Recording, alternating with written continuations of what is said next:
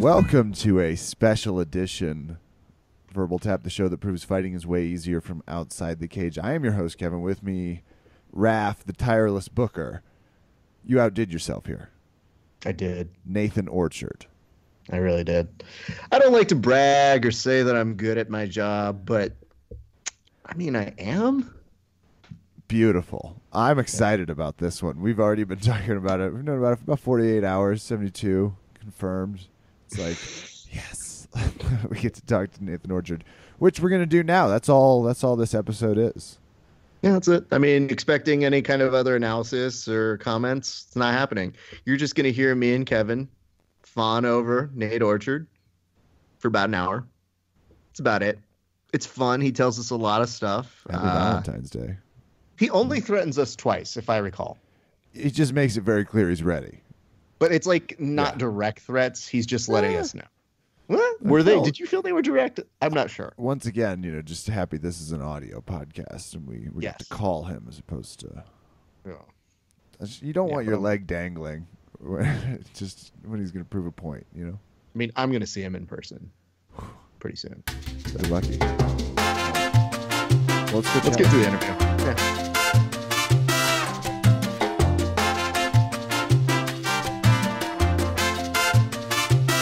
Ladies and gentlemen, it is a nice treat whenever we can book friends that we enjoy, friends that we look at on their jiu-jitsu competition reels and go, wow, I wish I could do that. Or people that we even watch obsessively on Fight Academy. So if you see their Leg Lock Academy and you see looking at all the stuff that they're doing and you're like Kevin, you obsess over it. You tell me about your improving leg lock game. You drill it. You watch the videos a few times. He's got a flow on there that's absolutely spectacular for improving the Anaconda guard. It's great. And I'm never a fan of Kevin getting better, but you know what? Sometimes we can look past that and bring on the guests themselves. We've been wanting to have this guy on for a long time, and I finally just got tired because I like to meet these people organically and say hey, come do the show.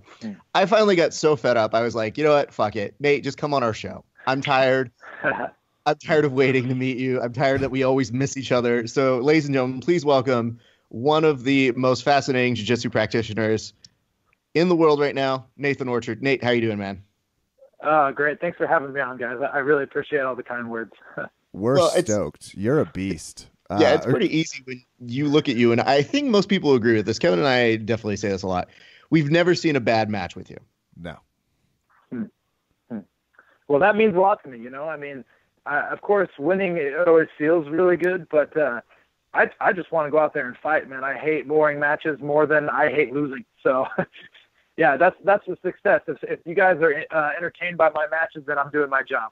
Absolutely, man. I mean, you put on, obviously, you have a great highlight reel into yourself, but there's something about warrior spirit or the ability to watch somebody and get lost in their matches, or, you want to root for you. So when we hear that you're going to compete at EBI 11 Trials, two things go through our head.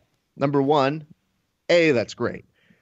And number two, this rule of only allowing 2 people per school is so deadly that you have to fight your way onto there, which is insane to us. Because when we were mentioning, we're like, Nate's going to be going through the trials. And people are like, why? You could see a lot of comments, too. A lot of people were, you're excited. I appreciate that sentiment from people. But, there are a lot of hungry up-and-comers, man, that, they deserve their shot. And, back in high school wrestling, you had to wrestle off for varsity, man, almost every week. So it's just my job. You know what I mean? It's all good. And I don't take it personally that I don't get the invite every time. It's no big deal. I've had a lot of chances to do this. And this time I had to earn my chance, which, to tell you the truth, feels better than an invitation.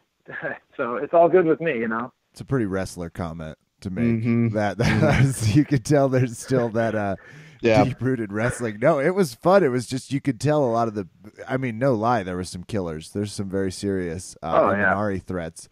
But those killers were also pretty nervous because you were in it. And you can sort of see that as a sign of respect. It's like, I'm looking forward to it, but Nate's in there. So if that's why it doesn't go my way. And Nate, if I can be so much to put this on blast, I don't think he'd mind me saying this, but Drew Murillo, good friend of ours, over at the LA Jiu-Jitsu good friend of mine. absolute beast of a human being, has been having a great competitive year in his own right. And he looks at me and I was like, dude, are you set? And he goes, man, I'm going to show nobody respect.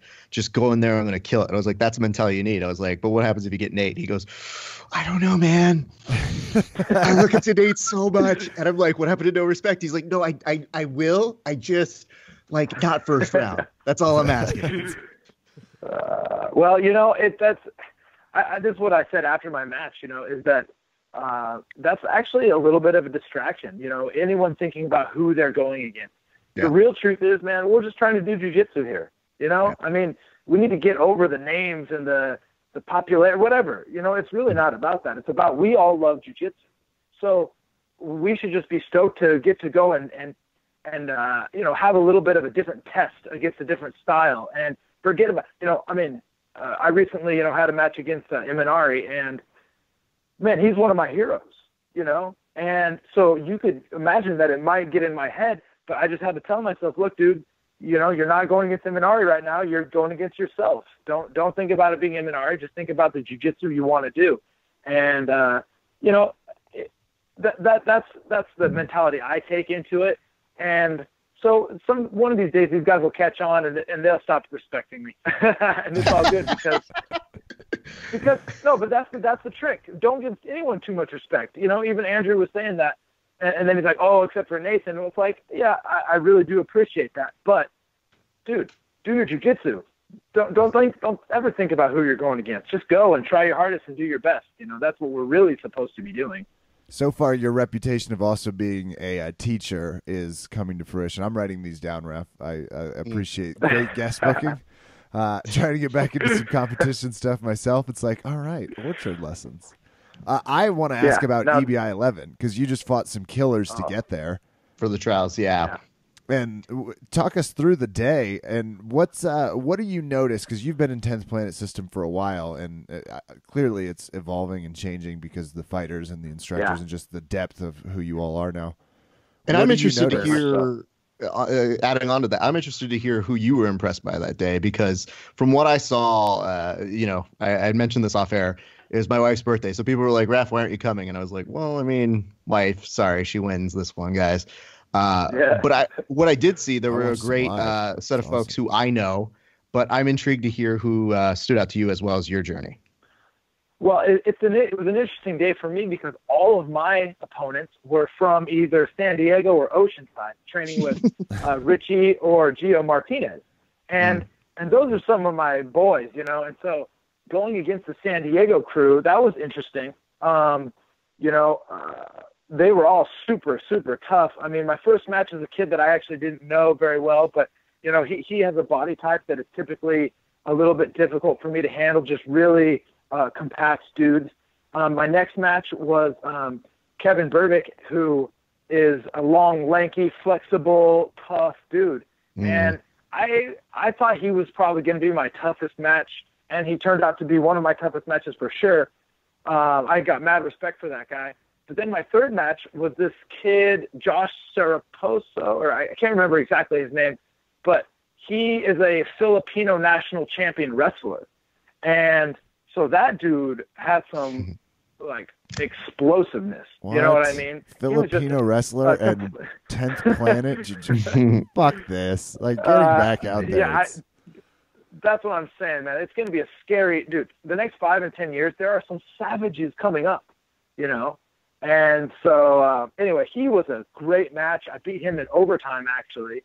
And then my finals match, man, I can't remember all the guys' names, but he, again, a good, tough guy from Oceanside. I think he had some longer matches than I did, so he maybe was a little bit more tired than I was in the finals. But, man, every single guy in that tournament, I got mad respect for, dude. There were a bunch of savages from the purples to the black belts, man. They were all very, very tough and very game. And I honestly, everyone that showed up impressed me, to tell you the honest truth. One of my favorite moves hit, though. My boy Nathan Walder hit a flying leg scissor that was just so perfect and so beautiful. Oh man, that was like one of the coolest maybe techniques I saw of the day. But everyone was looking really good to me, Is it difficult to have an appreciation for somebody doing that move when you're in the competition, though? Because, like, does part of you look and go, like, oh, that's so beautiful, that son of a bitch? Well, yeah, I mean, I'll tell you what, that move does scare me. I mean, I've hurt people's legs doing that. I've seen people's legs get hurt doing that. I really don't do that move very much anymore because I'm just not. I don't want to hurt someone accidentally, you know, just because if you mess up, it could be disastrous. But the way he hit it was perfect. You know, it's just that people throw a lot of sloppy flying leg scissors, and that's when the injury comes. But man, Wallner pulled it off just so perfectly. Luckily, I feel like I know how to stay fairly safe from those, so I was able to enjoy it. And you have been part of the leg lock crew for a while, and it's obviously made a good no-gi resurgence in terms of attacks and impacts. Coolest leg attack you weren't expecting on the day? Oh, man. I know I saw one that was it was between, maybe it was Wallner who got a heel hook. I can't remember. Honestly, there was a lot of really impressive leg game. I mean, I walked away very, very impressed at how far 10th Planet has come in such a short amount of time with the leg game. I mean, everyone has a pretty darn good understanding of it. And, man, I was impressed by a lot of the guys in there for sure. I have to ask you this because I think what it is cool. So, yeah, obviously the 2 people per academy is meant to make it so that you see a spectrum of people on an event. So for showcase purposes, that make complete and utter sense. But then there's the element that I really want to get your perspective on of it's underground. So it has a very cool, like, yeah, all right, you're going to have just 2 people from 10th Planet. But the way we go about selecting those 2 is going to be something you may see vary on a live stream from a lesser podcast. I won't name names, but you might see a live stream of it. You might just barely hear about it. And it makes me wonder, is there added coolness for you that you're participating in this thing that has kind of an underground element to it? That's a cool perspective. You know, I do think it is really neat how Eddie, you know, it didn't get blown up too big, but yeah, people heard about it a little bit. But no, I mean, dude, to be a part of this culture, this jiu-jitsu culture at all is, I mean, a dream come true for me, you know? And then to be a part of a team that is, you know, kind of on the cutting edge of some things, or at least we're expressing ourselves in some different ways. And we have Eddie Bravo, who has the Ed Bravo Invitational, and, you know, just a bit of a mystic in the sport, you know. It's just really amazing and such a privilege for me to be a part of it at all. Man, I'm just living the dream, man, to tell you the truth. I just think it's funny because you guys actually have a trial system in which we can see. And, you know, let's say the Danaher system. We don't know how that goes down, but we're pretty sure we know how it goes down. But to get to see something that unique and to, you know, like I saw the videos and they did get some attention.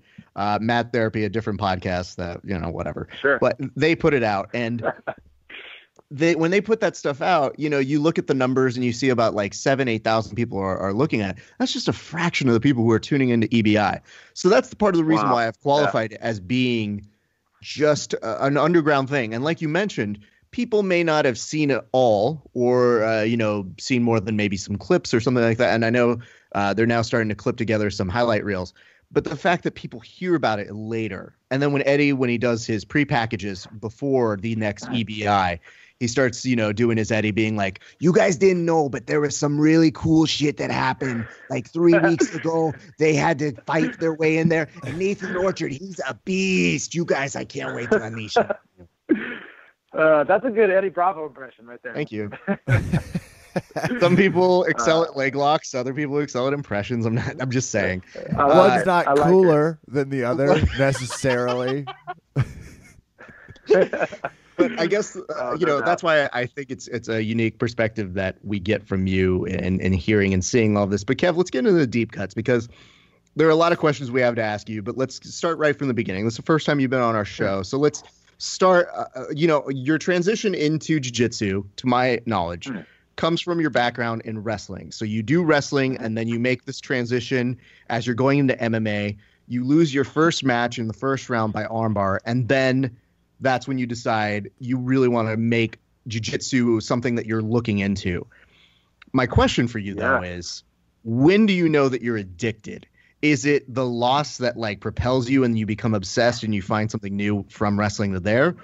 Or does it hit a little bit later that you know that you're so immersed in it? Because let's be clear, you're super immersed in it right now. If you're saying things like, jiu-jitsu, I'm lucky to be a part of this community. You're not lucky. You've worked hard, and there's a lot of people who like what you do. When did that really switch happen for you? Man, well, that first armbar you're talking about, I was 16 years old. You know, that was my first MMA fight. Hold on. And, whoa, 16. Okay, go on. Yes.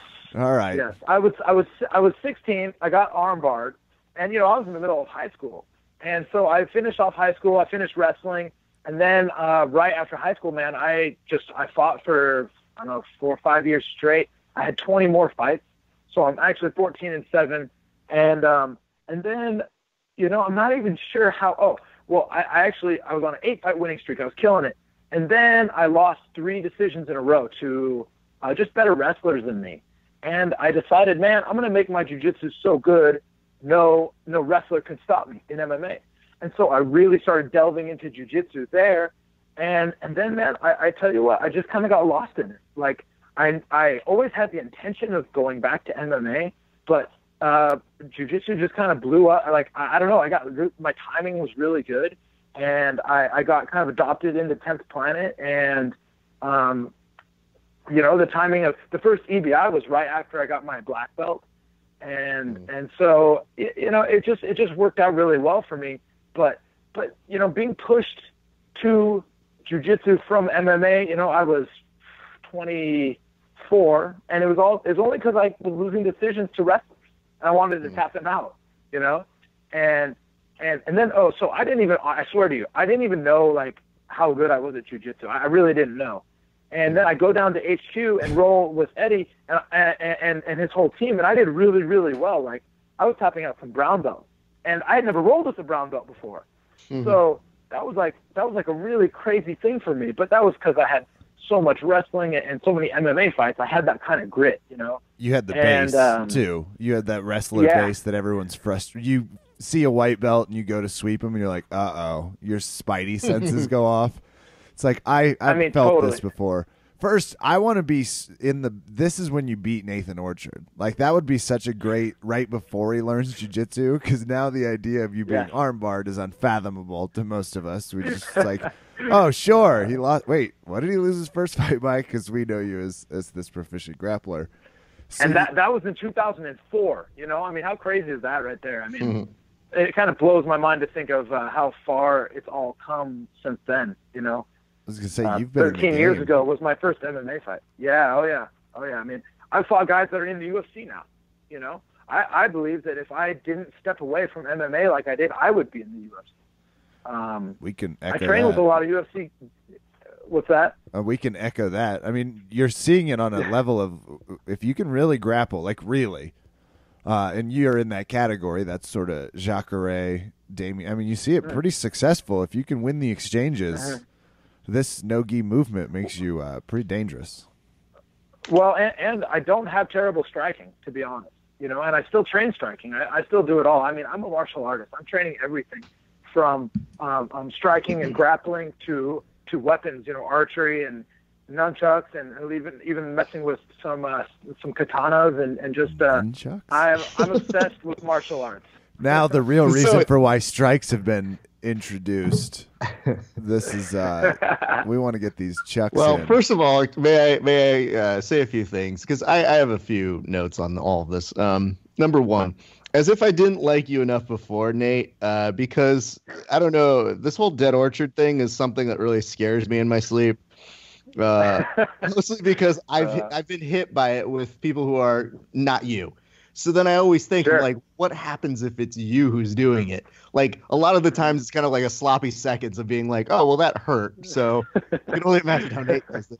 And number two, you're now telling me that, you know, before I used to think like, oh, some weapons would be bad. You mean to tell me that if there was an added pressure of like there being a crossbow somewhere, it's going to be like, well, if that's within reach for Nate, he's going to use that too. Definitely winning the Orchard. Hey, man, I'm going to do it all. You know, I mean, look. there are so many different levels of martial arts. There's the sport level, and there's the street level, but then there's even the like war level, like fighting for your life. You know, sometimes street fights aren't really fighting for your life. You're fighting because you're trying to be a tough guy or something like that. But man, I mean, I'm thinking about all the aspects of combat. You know, from sport to saving your life, and I like to dabble in all of them, to tell you the truth. So, well, Kev, all I'm hearing right now is a game show pitch where there's going to be part jiu-jitsu, part striking, part weapons, part artillery, part obstacle course. I'm going to do my part to make this happen, guys. I'm in. And I already know. What I'm saying. I'll be your first competitor. It's Nathan Orchard versus Tim Kennedy in round 1. And that's about right. That sounds scary as hell, to tell you the truth. Yeah.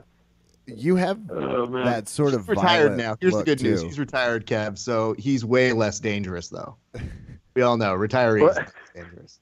Oh, yeah, I'm sure of that. No, tell that to Tim. Oh, I will. In fact, but I do it from the comfort of being on a very far line away from him. There you go. Yeah, that's Tim smart. is a fan of our show, and we've definitely had our fun with him, but you know, our insults only cut as deep, and I'm glad he has a good sense of humor. Got to talk shit from a distance. No doubt. Scary killers. man. I know it. It's true. Yeah. No doubt. Keep a healthy 35 states between you and. A couple thousand miles is all right. It just makes it safer. And you're also teaching quite a bit as well. You're always up at 10th Planet Portland. That's sort of, and you're traveling around. How do you balance staying competitive while you're also teaching? Man, that's been something I've been working on for the last few years for sure, because being a coach and a competitor is really difficult. But, I think, I really think it's not about how hard we train. It's about how smart we train. And I am able to, even if I'm just rolling with a white belt, man, I can take a lesson from it or set a certain rule set that I'm not allowed to do. I'm only allowed to do one move to them or something like that. So then I really get to work on that one move. Also, I travel quite a lot and teach, and that gives me an opportunity to get all kinds of different looks from people all over the world, and so diversity in my rolling partners is, I think an advantage that I have over someone who doesn't get to travel all that often. Now, the disadvantage is the inconsistency in training partners and stuff like that sometimes. But, man, the thing is, I think mental reps are one of the most powerful things we can do. And so even if I'm not always training with the best black belts in the world or whatever the case is, man, even while I'm on an airplane, I'm studying jiu-jitsu, I'm watching videos, I'm repping things out in my head. I've literally been driving to the gym and thought of a move that I've never tried before and tried it out and maybe hit it in rolling that night. You know what I mean? So I'm just always trying to stay creative and have fun. Having fun is what keeps me motivated, to tell you the truth. I'm all about that, but I have to ask an honest question here. Now that you're saying all of these things, be honest with us, Nate, okay? Okay. I'll do my best. All right. Are you thinking about moves while we're doing this interview? Be honest. Oh, man, like 5 times I've already come up with some new shit, guys. Like, you throw me out. I'm not even here right now. I'm actually on the mats rolling. I'm not even doing this interview at all. If I could suggest one. Yeah, go for it, Ken. It's called the roast. He puts it in some sort of triangle and then just insults them before he chokes them out. Oh, I like that. Yeah. Verbal assault as well as physical. That's good. I'm gonna use that. We excel at the verbal assault. I don't think many people are deathly afraid of me and Kevin on the mats, but when we start to joke, somehow we start to pass for some strange reason. Yeah, you can get somebody to no doubt. Laugh our off Yo their Mama face. game is quite strong. No, I appreciate that, and I do wonder, because you get to do all of those traveling trips and teaching moments, which I think are great. I was curious because part of the reason we had reached out to you, I think, about last month, and then you were in what, Asia? Where were you? I was in Thailand. I've got a group of friends over in Thailand that I've been training with for quite a while now, and there's actually it's not like technically official, just a couple little of the technicalities have to get taken care of, but opening up a 10th Planet affiliation over there, 10th Planet Koh Tao. It's in the Gulf of Thailand, and it's a couple of guys over there. I've given purple belts to them. I've been working with them for the last couple of years, and they're just some savages, man. So I get to go over there and train quite a lot, and there's some really good training in Thailand. Plus, it's a beautiful country, and it's a lot of fun there. And how long were you out that way? I was in Thailand this time for 3 weeks. I usually go out every 6 or 8 months for about 3 weeks. That's always funny because that's why when I hit you up and I was like, yo, man, are you good? You're like, I think it might be kind of hard with Thailand, but I'm for it. And I was like, you just enjoy the beautiful Thailand. We'll talk to you when you get Yeah. I love it over there. It's a really cool place. And again, I've been over there a few times, so I just have like really good friends there now. So even if I wasn't going to go train, I'd want to go hang out with my friends.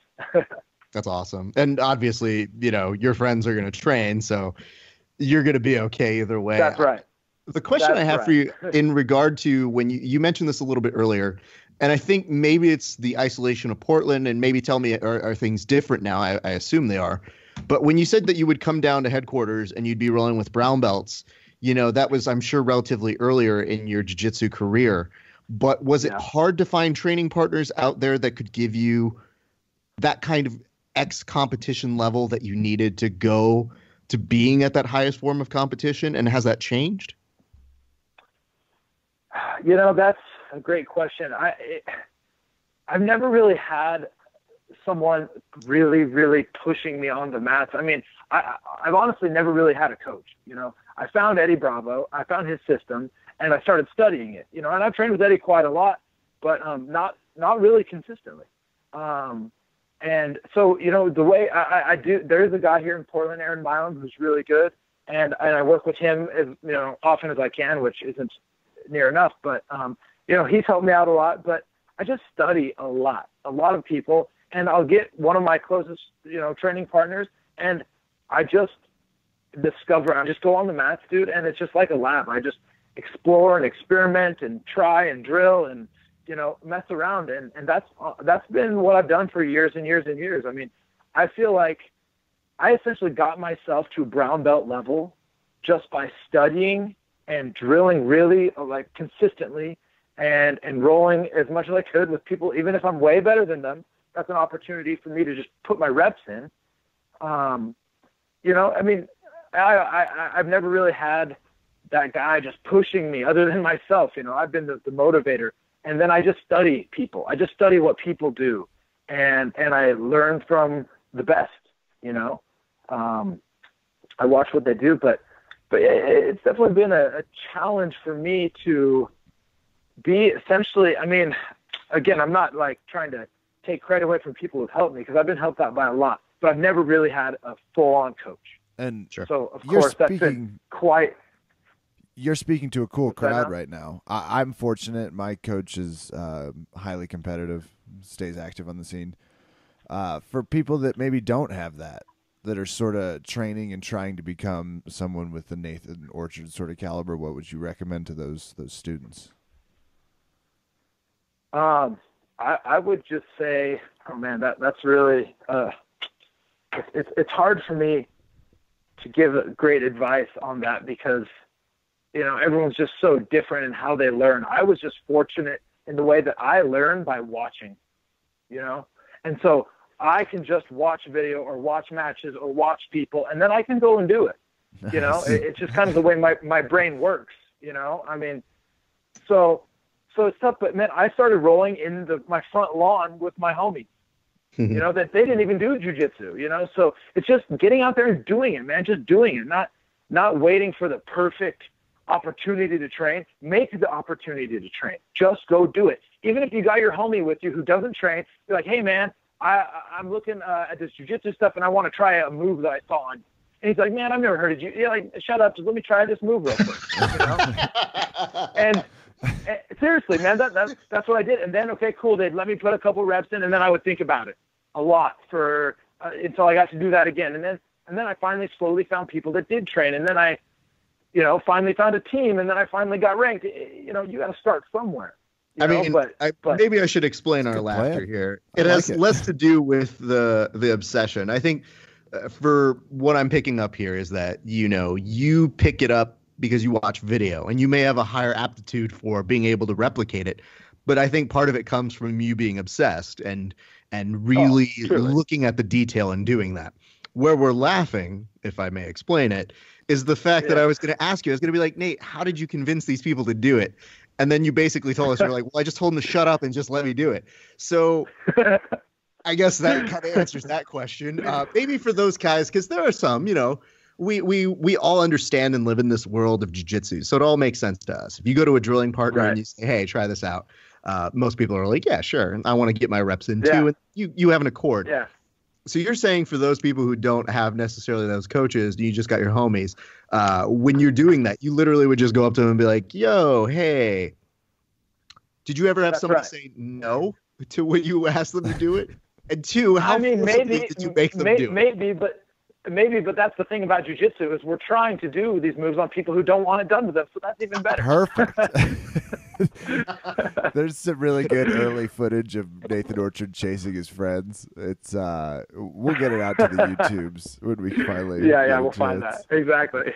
And you're but it's not making excuses why you can't train. It's finding ways to train. Period. And I like the That's takeaways. The only way you're ever going to go.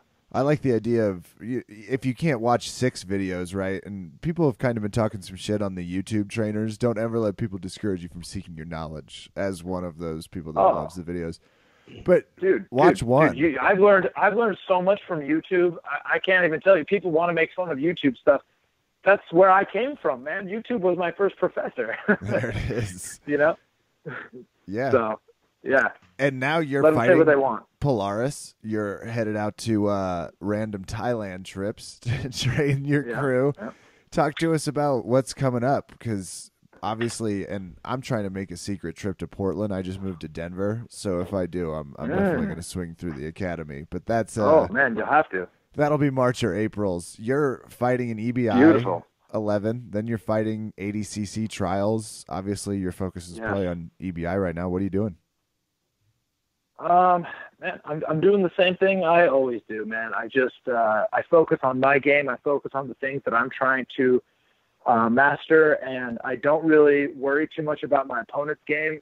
I'm just trying to train smart and not too hard, you know. I mean, because I can't, you know, get injured. That would be the worst thing possible. So I can't be too reckless and crazy. I just have to stay nice and calm and just keep working my technique and just stay consistent, man. I'm ready. Like I said, I'm ready to fight any time of the day, anywhere, in any circumstance, whether it be on a mat or whether it be on the street. So I'm always training to fight. I don't need an event to be training for to get into peak condition. I'm always trying to be ready every single day, you know, and that's because that's what luck is, you know. It's preparation meeting an opportunity. Well, if I'm not prepared and there's an opportunity, then it doesn't matter, you know. So I'm always prepared, ready to take the opportunity. You always again, still terrifying. That's how he keeps that face. He always has that stoic, "I'm ready to kill you" face. That explains it. It's less radical. But it's also like off complimented by a very like, "Oh, guys, it's very cool to talk with you. I'm so honored, but I'll kill you." I'm definitely gonna I'm definitely gonna murder, death, kill you. What? If you try, maybe I'll have to. See, listen. see how ready he was. Yeah, I was about to say, I was like, you are mistaken if you think either myself or Kevin is literally going to try and kill you. People ask why we don't do in-person podcasts. It's like, do you want to be loose when you're talking some shit and you're Nathan Orchard? I don't. I want to distance. No. But there's an inconsistent message going on here of like, guys, don't respect your heroes. Like when you have a match, go out and kill them. But no, I will murder you. In your sleep. No. Honestly, look. Before I really knew how to fight, I was like an angry person. You know, I was just angry, and I'm not even sure what I was angry at. But let me tell you, the more I know how to fight, the nicer I become, the gentler I become, the more peaceful I become. I don't want to have to do it. I don't want to have to fight. I don't want to have to hurt someone. I mean, look, there was a couple of years back, there was a guy breaking into a store here in Portland, and I just so happened to be driving by, and I saw it all happen, and I parked my truck in the middle of the street, and I jump out, and I take this guy down on the street, and I hold him there for 5 minutes until the cops show up, and I help cuff him up. You know what I mean? I learned how to fight so that no one does get hurt. You know what I mean? Like, not so I have to hurt people, but so I can stop people from hurting other people or someone from hurting me or whatever the case may be. You know, my real point of knowing, of mastering combat the most I can is just to actually save people, not hurt anyone. You know what I mean? And that includes myself and my loved ones. You know, so I you know, they say a true warrior is never warlike, you know, and I really like to think of that. Like, I if you meet me and you hang out with me, I'm just a super chill dude that, you know, I don't get too worked up about stuff. But that's because I now know how to fight, and it's helped me be just more peaceful, you know, a little more zen, to say the truth.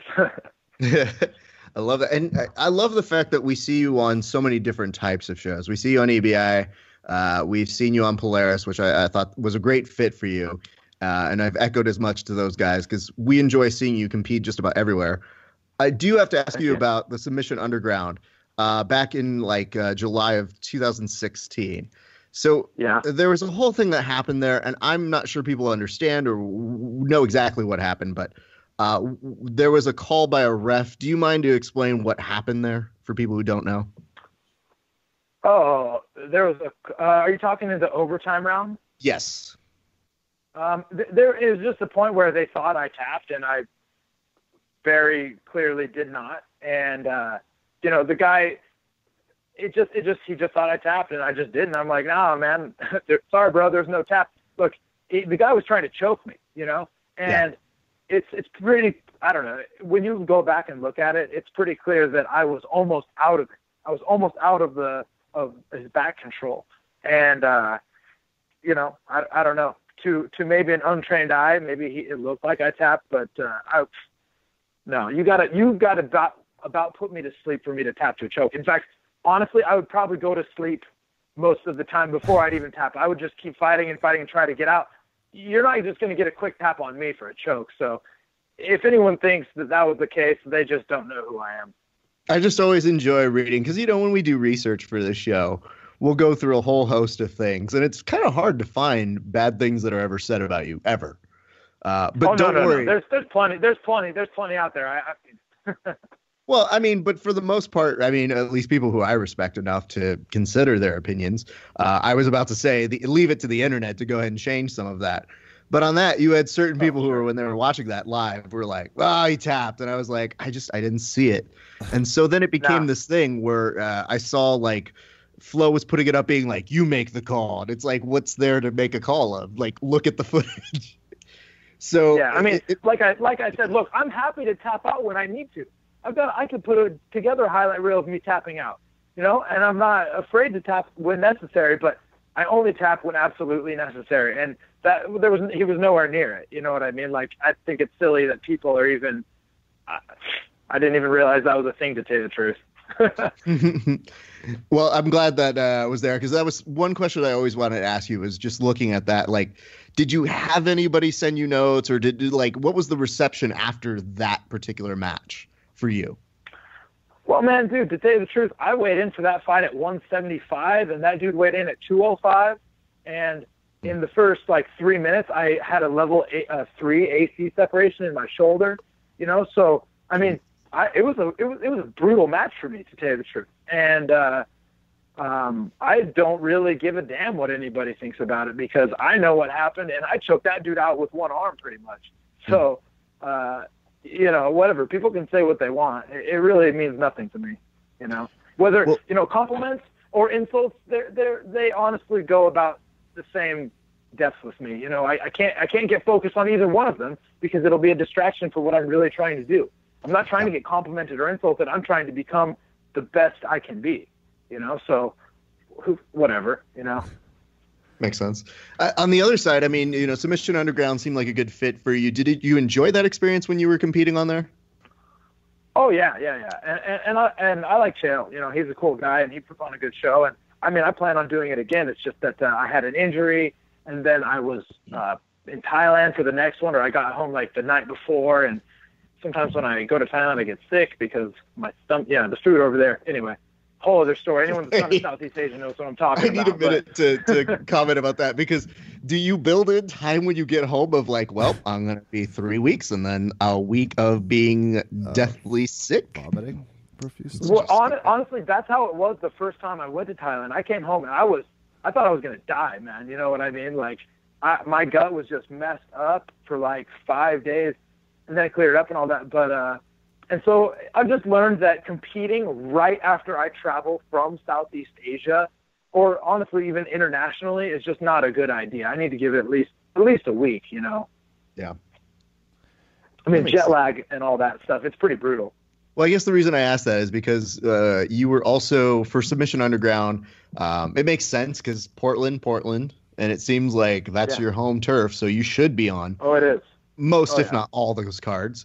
But did you not get recently called out at the last Submission Underground back, or one of them at a certain point? I saw this back in, I think, December, that somebody wanted to have a match with you out on that next card. Yeah, that's Joe Bays. Which, you know, we'll get our chance to tussle. You know, I'm not worried about it. And yeah, I mean, that's gonna happen one way or another, whether it's Submission Underground or some other promotion. I mean, it doesn't matter to me. I mean, we'll get it done. And you're definitely on the list of people I have no interest in calling out. Let's all be super specific. It's like, be respectful, Joe. Tread lightly, my man. Yeah. No, it's all good. It's all good. I mean, everyone just wants to test themselves against everyone else. And, you know, it's a compliment if a guy wants to fight me. Whatever. It's all good. I was going to say, is it fun for you now being you've obviously spent most of your life as a jiu-jitsu, you know, people are like, oh, he's up and coming. And now you're on the other side where it's like, I got to test myself. Nathan Orchard, is that a fun place to be grappling wise? It is interesting. You know, honestly, I don't really feel like I'm on the other side. You know, I still feel like the kid rolling in the front lawn, you know, like I'm not happy with what I've done so far, because I know that compared to what I can do, it's just the very beginning, you know? So I don't really get caught up on any of it. You know, I try not to believe any of the hype, or like I said, I don't buy into the insults or the compliments, because that's not really what I'm doing. I'm still going to do jiu-jitsu whether everyone hates me or loves me. So I don't really think about it too much. You know, when I do think about it, because there was a few years ago where I lost by points to some lower ranking guy, and it was this whole thing. And you know what, dude, people like flames me for it. And it kind of messed with me. I'm like, whoa, why does everyone want to talk so much shit when I'm just trying to do jiu-jitsu here? And who cares? I lost by points. You know, it doesn't really mean much to me. So I don't even focus on the negativity, man. Or yeah, I just do what I do. Well, you've definitely made an invite. Raph and I have been thinking about the idea of like the what is the match where everybody keeps coming until it's done, Raph? The Royal Rumble. Yeah. For grappling, you're on the list. Yeah, I'll do it. I don't know when you arrive, because there's a lot of beard factor, and we need to work out the dynamics of like who we throw out first. Sure. But you're definitely in the list. Yeah, because I put this up when they had the same night they had the last Submission Underground. They had the Royal Rumble. As a professional wrestling fan and a fan of grappling, I guess all grappling, I was watching both.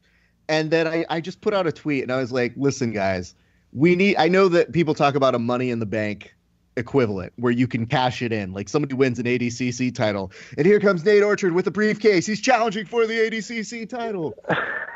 We were saying that there also needs to be some kind of equivalent of a Royal Rumble match where the person can also win a shot at the title via beating 30 people, be it by throwing them over the top rope or some equivalent of that. Yeah, that sounds badass. Jesus, Nate, you're scary. I'm like, literally every dumb idea I could throw at you, you're like, yeah, that sounds good. No, dude, look, I know way scarier people than me. All right, so it's all perspective, my friend. I enjoyed that a lot. I'm also excited you're going to be in the ADCC running. You're a really awesome candidate to get out in ADCC, and I appreciate that. You are also, I mean, you're going to obviously do the trials, which is in April. And Kevin and I were laughing today because Gabby Garcia got an outright invite today. And she posted her email. And on the email, at the very bottom, it says, and please try to not be injured and be a professional. And that phrasing, passive aggressive. made me laugh so hard because all those other athletes who don't like stay healthy, unprofessional assholes. Kobe Bryant never got injured. Oh, that's a good one. I like that. Man. But you're working your way into it. So go ahead. ADCC is definitely something I've had my eye on for a long time. It's, to me, the most prestigious. But that being said, I don't love the rule set. I really don't. It turns into a little bit of glorified wrestling, which I'm even a wrestler, and I don't know. I really do resonate with the submission only movement because it's just, I don't want to say more pure. That's not what I'm saying. I just don't have to worry about a bunch of, honestly, ridiculous, crazy rules. You know what I mean? I just want to go out there and see who submits who, When it comes down to, there's some technical rules with ADCC, and if you don't know the rule set, that's a massive disadvantage. And there are guys who are very, very good at playing the rule set. So, it's an interesting thing, but besides ADCC, I truly love EBI. I mean, it really is one of the most entertaining promotions out there. But I really love Polaris too. I like that they're 15-minute matches and decisions when it comes to like the way they judge Polaris now. It's more like MMA. Whoever dominates wins. It's not a point system necessarily where a guy's going to take you down and hold you there because he's 2 points up. It's more like, hey, if you're chasing a guy for 15 minutes, you're going to get the win. Those are the type of matches that I win. If I'm going to go to a decision, I'm usually going to win it if it's just based on aggression and attacking and control. Because, man, I always go for it. You will never see me stall. Never. I'm like some tactical pauses, but I'm never stalling, ever, and I'm never running. I'll make tactical retreats, but I don't mess around down with that for stuff. me. I don't stall. I tactically pause. I will let you know I stall, so that's not an issue for me. I'm 100%. When you get to a certain age, young Nathan, you basically just look at the youth and you tell them, slow the fuck down. I'm too old to be running around. Pull guard and breathe. I still have many lessons to learn, my friend. I'm sure I'll figure that out. I'm sure it'll come to you one day when these young hooligans keep running around with their speed and strength. I have to ask this because I'm intrigued by this, though.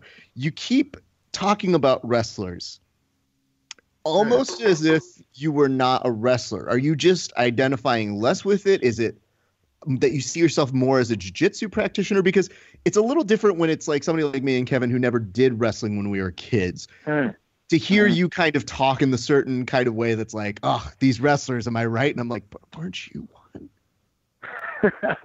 Well, I was a little bit of a goofy wrestler too. Like, I didn't care about points. I wanted to pin everybody. And usually when I was pinning people, I was choking them at the same time. You know what I mean?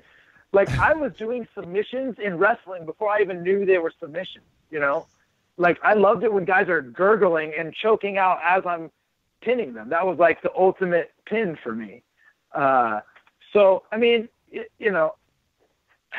I am a wrestler, but no, that's not true. I'm a grappler, and I study wrestling. I study jiu-jitsu. I study sambo. I study judo. I study it all. I'm a grappler.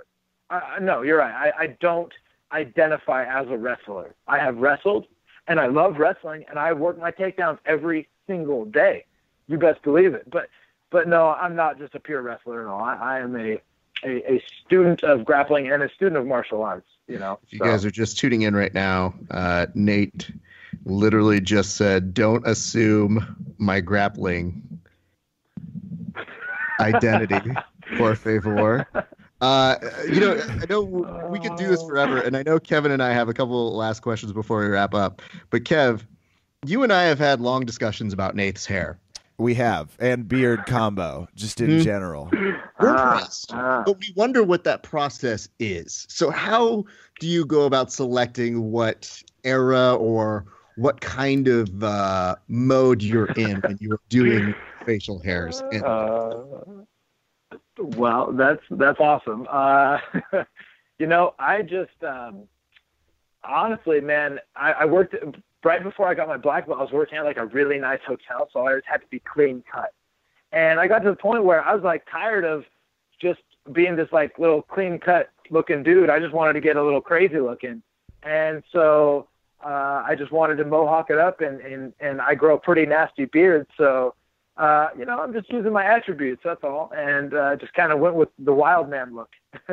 To be fair, I mean, I know it at a far lesser degree because I've never looked as cool with a mohawk as you ever could. I don't have a head. I do not have the head. My head is too large. It just won't work. But when I worked at a place called Big Five Sporting Goods, I had a manager. His name was John Locke. He was not the philosopher, nowhere close to it. Oh. But he looked at me, and I remembered being like, oh, I want to grow some facial hair. And he'd be like, no, you need to be clean cut. And I'm like, why? And he goes, well, you either need to have facial hair or be clean cut. And I was like, well, how do you get it from in between? Do I have to take time off of work to grow a beard? And like, he looked at me when I was like asking that, and I was legitimately asking because he's like, you should just have facial hair. I'm like, I can't show up to work one day later and just have a beard. You did not appreciate that. You just need to work on you need to work on your beard growing skills, man. All right, just put your reps in. That's what it's all about. Just putting the reps in. Nate, I don't need that in my life right now. My facial hair is quite good, and I've worked very hard for it. Thank you. Good. I just have a compliment. Phalanx, the sponsor, and the Nogi gear. Good looking gear. Yeah. Phalanx is where it's at. They make some really good stuff, and they treat me really good. And I've actually got a discount code for anybody listening. Just Dead Orchard. It'll get you. I can't remember. It's either 10 or 20% off. But anyway, great gear, really super clean, and just good people. High quality stuff. How did you and them come together? Because I know. And do you get to choose? Like, do you call them and be like, "Hey, I want"? Or do they just send it like a gift package? How does this? I actually got hooked up with them from Gio and Boogie Martinez back in 2014 or 15. I can't remember, but it's just kind of through the grapevine. They were a lot smaller back then. Mm-hmm. And they picked me up, and they've grown. I mean, geez, quite a bit since I got to join the crew. So it's cool to be part of such a reputable, jiu-jitsu company. And I think one of the things I really like about them in particular is they don't just align with anybody. The people who they have on their roster badasses are pretty good at jiu-jitsu, but also not just that, but like, I mean, Boogie and Gio and the Hayden brothers, like they're all quality human beings that I've interacted with and had the opportunity to talk to. So every time I see them get together and start working with people, I'm always like, yeah, they're pretty stellar. Yeah, they handpick a good crew, and like I said, the guys that run Phalanx are just really good people. So they just attract more of the same. Hold on, I'm gonna go ahead and stop you from extra commercial time. They have not purchased money from us or advertised on here. No more free stuff. PhalanxFC.com. I will say this, Phalanx. Kevin and I are always interested too. If you're looking for good quality podcasters, I noticed you're not sponsoring a podcast. Like we know. There you go. So. I see why I'm on now. I see. All right. You guys are just using me to get to Phalanx. I see. Oh, yeah, damn it. I told you he was going to figure it out here. Nate figured it out 1 hour into podcasting. He was like, guys, you sons of bitches. They finally did it. They start with a nice compliment of my hair, and next thing you know, they want to hear all about my journey, and it's just to get the Dead Orchard code. Oh, man. Well, there you go. You have it. I appreciate that. It's just in terms of Nogi stuff, we'll be able to see you at EBI 11 March 5th. Yeah. We'll be able to see you ADCC Trials April 15th, which is going to be should be a grappling holiday. If you haven't, oh man, you ain't kidding. Yeah, it's gonna be a good one. Down. And you're going to be out traveling to the Colorado area. We got to get Nate out here to do a seminar. There's the 10th Planet Boulder. Make some calls. Yeah, I was actually at 10th Planet Boulder last September. I'd like to go back because I love Colorado. It's a beautiful place. But also one thing that I got coming up that's a really big thing and I'm really excited about is camp in Amsterdam at 10th Planet Jiu-Jitsu Amsterdam, and it is April 24th or 25th to the 8th. Anyway, it's somewhere in there. I don't have the exact dates in my head right now, but I mean, Jiu-Jitsu in Amsterdam, It's going to be a damn good time. So you guys should all look into that. I got to start saving. That combines two of my favorite things: grappling and access to potent. Potent kids who are listening to this, if you're picking up here, what you can do is you can save for that, and you're gonna want to see Nate after he wins ADCC Trials. So it's the perfect opportunity to go ahead and be ahead of the curve and go get great instruction from somebody who's just hot off of winning ADCC Trials. I'm just saying, guys. What do I know about? An EVI title and ADCC Trials title, that sounds pretty good. That's what I'm shooting for right now. I love it. So good. Well, obviously, if you're going to be out in the Los Angeles area a couple times, if you guys are so much looking to do a seminar with Nate, and I'm saying this selfishly because someone have a seminar with him in LA so that I can go and I can learn all these things. But he's going to be out here in Los Angeles. So if you or your school are looking to bring him there, you can get in contact with Nate where? On my Facebook, or you can hit up 10th Planet Portland. You can hit me up on Instagram. That's Nate Orch, or that's at Nate Orch 10P. And I mean, I'm not too hard to get a hold of, but we could set something up for sure. Yes. And like I said, guys, here's the important thing. And Nate, you have to promise me this. You can come here and teach me all the things, but if you go to Colorado, you can teach Kevin none of the things. Okay, I'll teach you how I'll actually go teach him the anti-game that I taught you. That's how it's going to be. I'll put you guys at war with each other. Oh, genius. Damn it. Good. That's actually, I was about to say, I was like, Nate has no idea about our background, but Kevin and I famously have not caught one another in 5 years of rolling. Don't ask. It just, yeah.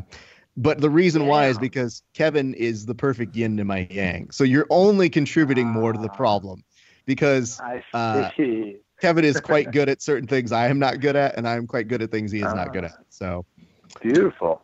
That sounds pretty cool. I know. Well, early to your point when you were talking about just going on the mats and doing some sort of lab experiment, that's kind of, I was coming off of meniscus surgery and trying to get back into it. I came out to LA and he and I trained at BJJ Breakdown. Our friend John Evans lent us some mats, and we basically just trained for about 16 hours over 2 days. And it's crazy how that experimenting can just get you back into things. Yeah, it's helpful. And I have to say, Nate, maybe I need your opinion on this. Kevin was like, Raph, no, totally, just go. Just do whatever. My knee's fine. It's fine. We're good. And so I had literally started game planning his other leg. And I was like, well, he didn't say the other leg was there. Was I wrong to not attack his injured leg, or was I right to have tried to develop a game that unsuccessfully attacked his other leg? Oh, no, I like it, actually. Hey, if you hurt your practice partners, you're not going to have any practice partners. So you got to keep them safe. But also, it is really good for you to have to focus on one other leg. I have a good friend he's got a messed up knee, and it's the leg that I typically attack. So it's a good opportunity for me to try to polish my other side of leg attack. So yeah, but Nate, we're not friends. I know it seems like we're friends because we do this show. I'm trying to hurt his knee. Like Kevin and I have an agreement. We are the one training partner to each other where it's like, yep, totally, do what you need to do. Then I must just say, reap the knee. That's okay. Reap the knee. Right. Kevin was writing notes earlier. Now I'm writing my notes. This is you start a podcast so you can talk to smart people. That's mostly what we're doing. Well, Nate, you're always a class act on the mats. He wasn't joking. What we like about you is whenever you're representing jiu-jitsu and you tend to put yourself out there in a lot of matches, it's always fun. It's you just kind of grit down it's like, everybody shut up. Nathan's fighting. I just I like to go for it, man. I like to, I feel like it would be disrespectful toward jiu-jitsu, if you will, to not give it everything I have, and definitely disrespectful for any of the people that are watching that day, pay money to watch and things like that. But also, it feels good for me walking off the mat, win or losing, knowing that I did my best and I tried my hardest and I went for it. You know what I mean? That's what I'm all about. Well, I can tell you this right now. I don't really foresee a day when I'm going to go up to you and say, like, Nate, what you did disrespected jiu-jitsu, and I demand a refund. So I think you're in the clear, but obviously, as Kevin was alluding to, we can do this for hours. Obviously, I could also potentially be interviewing you. I think I should be at EBI, and I should also be at ADCC, and it is my great hope that we get to catch up there. And I want you to win those so that you and I can have a wonderful chat and continue this. But like Kevin said, we have enjoyed watching you and getting the opportunity to talk with you about what makes you unique, and you has been also a pleasure. So we want to thank you very much. Before we get you out of here, can we get any shout outs for you before you step on out of the broadcast? Oh man, just a shout out to all my friends and family and all of 10th Planet, everyone that supports me. And just so much love out there, you guys. Thank you all. Ladies and gentlemen, Nate Orchard. Thank you guys. Later.